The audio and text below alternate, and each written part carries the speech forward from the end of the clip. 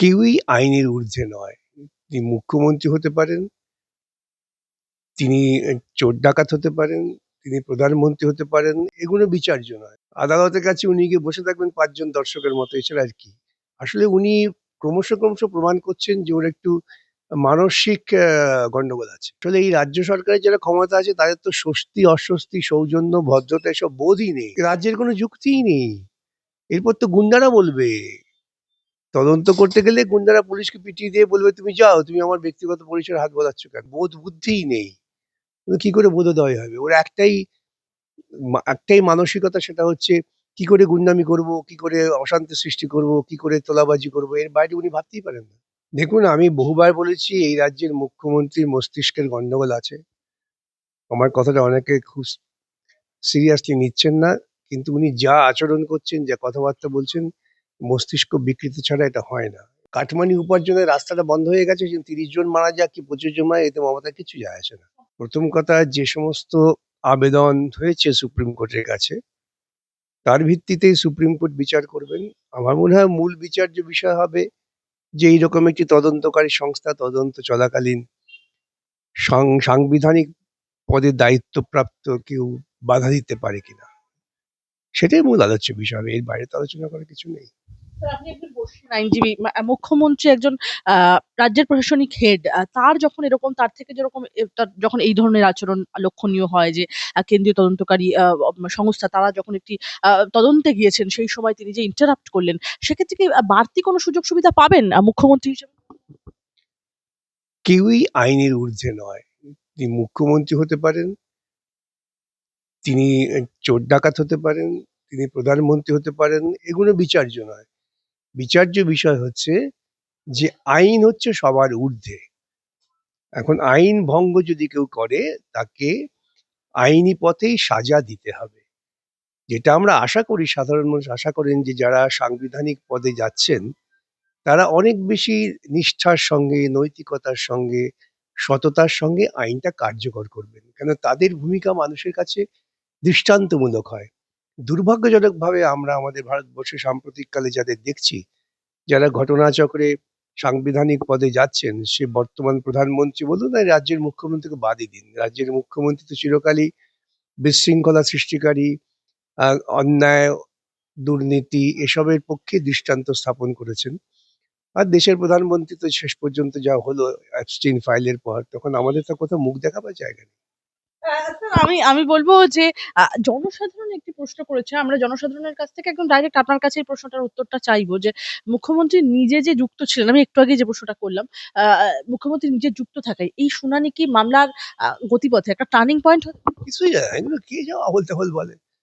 আদালতের কাছে উনি গিয়ে বসে থাকবেন ৫ জন দর্শকের মতো, এছাড়া আর কি? আসলে উনি ক্রমশ প্রমাণ করছেন যে ওর একটু মানসিক গন্ডগোল আছে। সেজন্যই উনি এই ধরনের কাজ করেন আর এইসব করেন।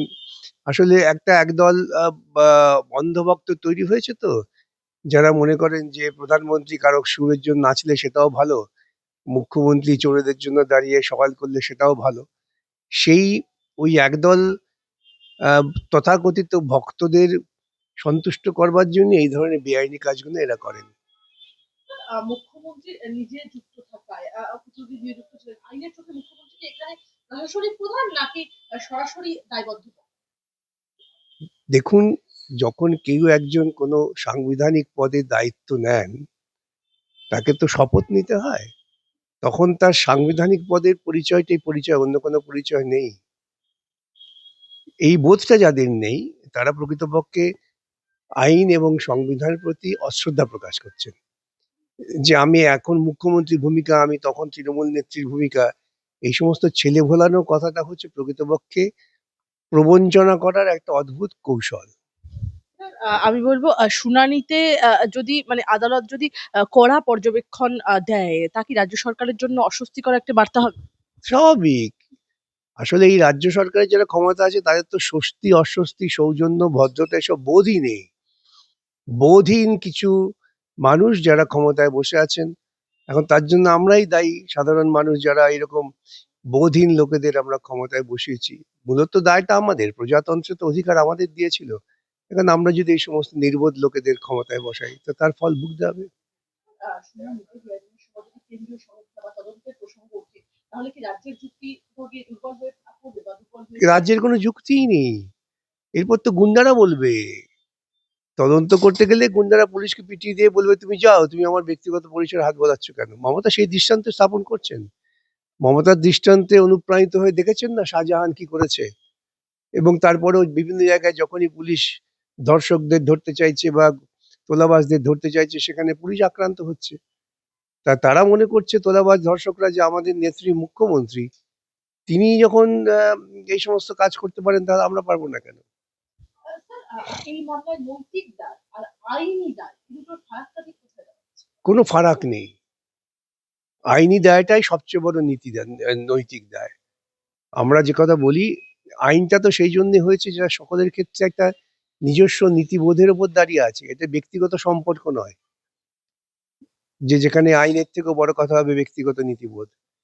তুমি যখনই কোনো সাংবিধানিক পদে আছো তখন তোমার সমস্ত দায়টাই হচ্ছে সংবিধানকে ঊর্ধ্বে তুলে ধরার দায়।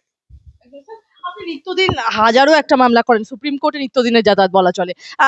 বিভিন্ন মামলা থেকে একাধিক এক্সপিরিয়েন্স আপনার। আমি বলবো যে আদালত কি কোথাও গিয়ে স্ট্যাটাস রিপোর্ট বা সময়সীমা বেঁধে দেওয়ার পথে হাঁটতে পারে এই মামলা? সেটা তো বিচারপতিরা কি করবে তা নিয়ে তো আগাম কোনো রকম আভাস দেওয়া যায় না, মানে আন্দাজ করাও ঠিক না। অনেক কিছুই হতে পারে, সেটা সব নির্ভর করছে বিচারপতিরা যখন শুনবেন সেই শুনানির সময় যে তথ্য উঠে আসবে তার উপরে। রাজনৈতিকভাবে এতটা আলোচনা হলো না, যথেষ্ট চর্চা তৈরি হয়েছিল। আর সেই রাজনৈতিকভাবে এত আলোচনার মাঝে সুপ্রিম কোর্ট সচেতনভাবে কোনো শক্ত কথা বলতে চাইলে বার্তা দেওয়া উচিত। আমাদের দেশের সুপ্রিম কোর্টের কিছু কিছু বিচারপতি আমরা দেখছি তো তারাও নিজেদের দিক থেকে যে সাংবিধানিক নৈতিকতা মূল্যবোধ তুলে ধরা দরকার সেক্ষেত্রে ব্যর্থ হচ্ছেন, পিছিয়ে পড়ছেন।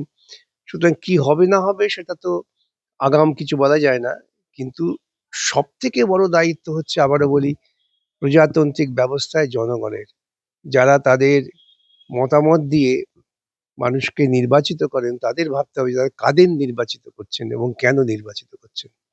আমি বলবো মুখ্যমন্ত্রীর বক্তব্য বা হলফনামা যদি অসংগতি ধরা পড়ে আর তার আইনি পরিণতি এই রাজ্যের মুখ্যমন্ত্রী বোধ আছে নাকি? কলকাতা হাইকোর্টে আমি মুখ্যমন্ত্রীর বিরুদ্ধে একটা ক্রিমিনাল কন্টেম্প্ট মামলা করেছিলাম, সর্বজনবিদিত এই মামলাটা। সেক্ষেত্রে কলকাতা হাইকোর্টের বিচারপতিরা ওকে ছেড়ে দিয়েছিলেন, আদালত অবমাননার জন্য সাজা দেননি, কিন্তু যে সমস্ত মন্তব্য করেছিলেন সেই সমস্ত মন্তব্য পরিপ্রেক্ষিতে ওর তো বোধোদয় হয়নি, কারণ ওর বোধ বুদ্ধিই নেই। ও কি করে বোধোদয় হবে? ওর একটাই মানসিকতা, সেটা হচ্ছে কি করে গুন্ডামি করব, কি করে অশান্তি সৃষ্টি করব, কি করে তোলাবাজি করব, এর বাইরে উনি ভাবতেই পারেন না। এই ধরনের শুনানির পরে সাধারণত কোন দিকটা বেশি বদলায়, আইনি প্রক্রিয়া না রাজনীতি? এই প্রক্রিয়ার উপর তো নির্ভর করছে সামাজিক শৃঙ্খলা। রাজনৈতিক দিক থেকে তো দায়বদ্ধতা হচ্ছে যে আমরা এমন রাজনীতি করব কেন যে রাজনীতি প্রকৃতপক্ষে আইন, ন্যায়বোধ, সততাবোধ, সামাজিক শৃঙ্খলাকে ধ্বংস করে। এটা তো বৃহত্তর চিন্তা, সেই চিন্তার সঙ্গে সাধারণ মানুষ যুক্ত।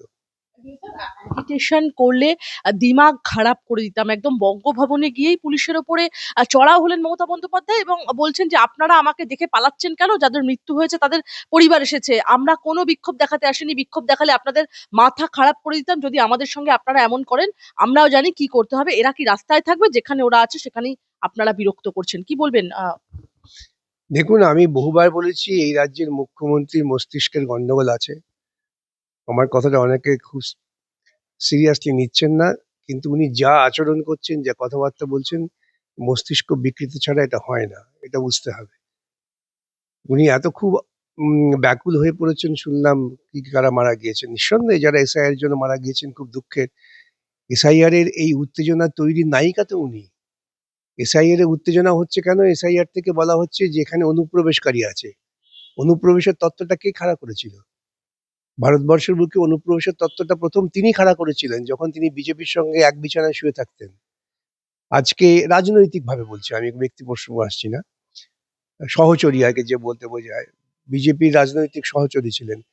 তখন তিনি বামফ্রন্টকে বিপদে ফেলবার জন্য তিনি বলেছিলেন যে আহ, অনুপ্রবেশে পশ্চিমবঙ্গ ভরে গেছে।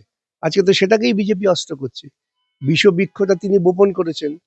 বিষবৃক্ষ বপন করার পর যা ফল হয়েছে সেই ফলের ফলে সাধারণ মানুষ আজকে ভুগছেন। এই সাধারণ মানুষের উপলব্ধিতে আসা উচিত যে তাদের ভোগান্তির জন্য দায়ী হচ্ছেন এই ভদ্রমহিলা। এসব নিয়ে কেন, ওটা কাটমানির সৃষ্টি না? ওইখানে যে কারখানাটা এতদিন চলছে এর ফলে তো তৃণমূল কংগ্রেস প্রচুর কাটমানি উপার্জন করেছে। এই ওখানে 25 জন মারা গেছে, সেখানে তিনি যাবেন না কেন? ওখানে গেলে ওর তো দুঃখ কষ্ট হবে যে আমার কাটমানির সোর্সটা বন্ধ হয়ে গেল। যত খুশি দোষ ঠেলুন না কেন, সাধারণ মানুষ জানে, সবাই জানে এই যে কাটমানি খেয়ে ওটা কি করে এত বড় কারখানা ওখানে চলছে। আর যদি আমাদের আমলে এত বড় একটা বেআইনি কাজ হয়ে থাকে, তো ববি হাকিম এতদিন পর্যন্ত চুপ করেছিলেন কেন? তার মানে ওরা ওইখান থেকে ওই কাটমানি খাচ্ছিলেন। তো প্রথমেই তো বলা উচিত ছিল এসে যে এই সমস্ত বন্ধ করো, এইসব বেআইনি কাজ করে গেছে বিকাশ ভট্টাচার্য, তাতে খুশি হতাম আমি। আসলে কাটমানি উপার্জনের রাস্তাটা বন্ধ হয়ে গেছে, 30 জন মারা যাক কি 25 জন মারা, এতে মমতার কিছু যায় আসে না। আমি তো প্রথম দিন বলেছি ন্যূনতম 30 জন। আমি প্রথম দিন আমার দেখবেন বিভিন্ন জায়গায় যে বলেছি 30 জন, সে 30 জনই হতে পারে, আরো বেশি হতে পারে। কি করে হবে? কোনো চিহ্ন রাখেনি তো। আমাদের রাজ্যে শ্রমিকরা ধর্মঘট করতে পারবেন না, কিন্তু মালিকরা শ্রমিকদের দরজা বন্ধ করে আটকে রাখতে পারবেন। এইরকম প্রশাসন আমাদের রাজ্যে চলছে। সুতরাং যারা এই প্রশাসনে উল্লসিত, তারাও আগামীতে ভেবে থাকবে যে তারাও কোনো কোনো সময় এই যৌতুকগুলির শিকার হতে পারেন।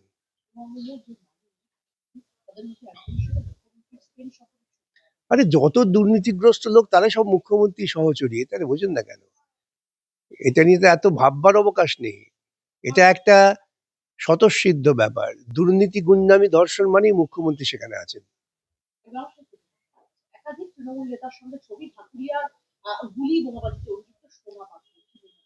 তো হবে না কেন? এগুলো সব হচ্ছে কাটমানি। দেখুন, যত বামপন্থীদের আন্দোলনটা বাড়ছে, ওরা বুঝতে পারছে, ভয় পাচ্ছে যে এতে বিপদ, ততই দেখবেন ওদের মধ্যে এখন এই কাটমানি শেষ পর্যায়ে মারামারি হবে। যেটা বলছেন পঞ্চনন তলায় ঘটেছে, এটা সম্পূর্ণ তৃণমূলের অন্তর্দ্বন্দ্ব। কে কত বেশি কাটমানি কোত্থেকে নেবে তার লড়াই, আর কিছু না। সোনা পাপ্পুর বিরুদ্ধে স্যার একদম ক্ষোভ উগরে দিয়ে এলাকার বাসিন্দারা অভিযোগ করছেন যে পৌর নিগমের ভোট বা অন্যান্য নির্বাচন বিরোধীদের একদম রীতিমতো ঘর বন্দি করে রাখতে শাসক দলের অস্ত্র এই কুখ্যাত দুষ্কৃতী। সবাই জানে, সেই জন্য তো সেই সমস্ত মানুষদের কাছে আমার বক্তব্য, নিজেরা ভয় ভীতি ছেড়ে দিয়ে হাতে লাঠি নিয়ে বুথে যান, গিয়ে নিজেদের মতামত প্রকাশ করুন, যাতে একটা শান্তিপূর্ণ অবস্থান তৈরি হয় এবং আপনারা শান্তিতে বসবাস করতে পারেন।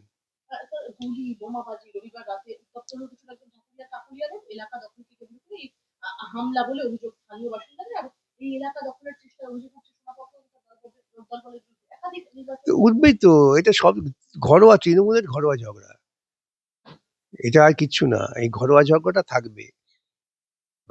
কাটমানি উপার্জনের রাস্তাটা যত কমে কমে আসবে, যত বামপন্থীদের আন্দোলনের তীব্রতা বাড়বে, তত ধর্মের আওয়াজ উঠবে, তত গুন্ডামি বাড়বে।